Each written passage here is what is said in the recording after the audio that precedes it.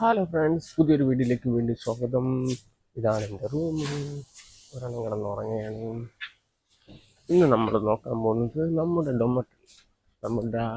ഡൊമട്രിയിൽ നിന്ന് ഇതാ ഇപ്പോഴും ജോലിക്ക് പോവുകയാണ്. ഇവിടെ എല്ലാം തായ്ലാൻഡ് ആളുകൾ, ഇപ്പുറത്ത് സൂപ്പർവൈസേഴ്സ്, അങ്ങനെ ഓരോരോ ഇതുകളായിട്ടാണ് ഇവിടെ ഉള്ളത്. ഇതാ സ്റ്റെപ്പുകൾ ഇറങ്ങി താഴോട്ട് പൊയ്ക്കൊണ്ടിരിക്കുകയാണ്. ഇവിടെ ഫുള്ള് ഈ സൈഡ് ഫുള്ള് എല്ലായിടത്തും ഡോമട്രിയാണ്. ഡോമട്രിയിൽ ഒരു റൂമിലെന്ന് വെച്ചാൽ 12 പേരാണ്. ഒരു 10 പേരെങ്കിലും മിനിമം കാണും. ഈ ഒരു റൂമിൽ 10 പേര് വെച്ചായിരുന്നാലും എത്ര റൂം വരുമെന്ന് നോക്കിയിട്ട് ഈ അറ്റം തൊട്ട് ആ അറ്റം വരെ ഉണ്ട്, ഈ സൈഡിൽ നിന്ന് അങ്ങറ്റം വരെ ഉണ്ട്. അത് ഈ ഒരു ബ്ലോക്ക് മാത്രം. ഇത് സി ബ്ലോക്കാണ്.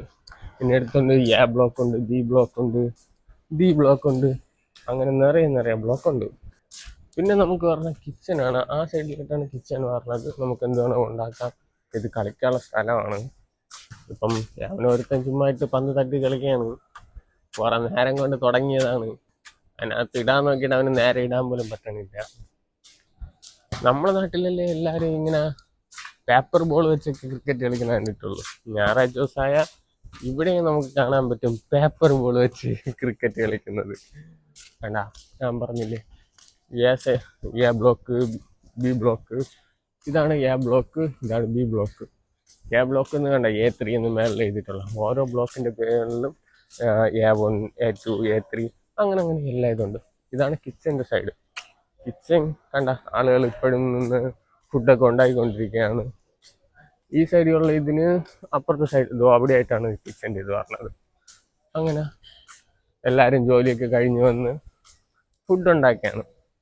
ഇനി ഒരു കാര്യം, എത്രയും ആണുങ്ങൾ ഇതേപോലെ സ്വന്തം വീട്, മക്കള്, കുട്ടികൾ, ഭാര്യ എല്ലാവരെയും വിട്ട്, അച്ഛൻ, അമ്മ എല്ലാവരെയും വിട്ട് ഇവിടെ വന്ന് കഷ്ടപ്പെടുന്നു. എന്തിനു വേണ്ടി?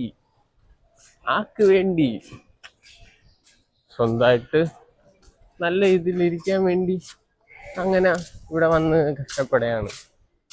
ഇത്രയും എല്ലാവരും സ്ത്രീകളായിട്ട് ജനിച്ചത് കൊണ്ട് അവർക്ക് നാട്ടിൽ നിൽക്കാൻ പറ്റുന്നു.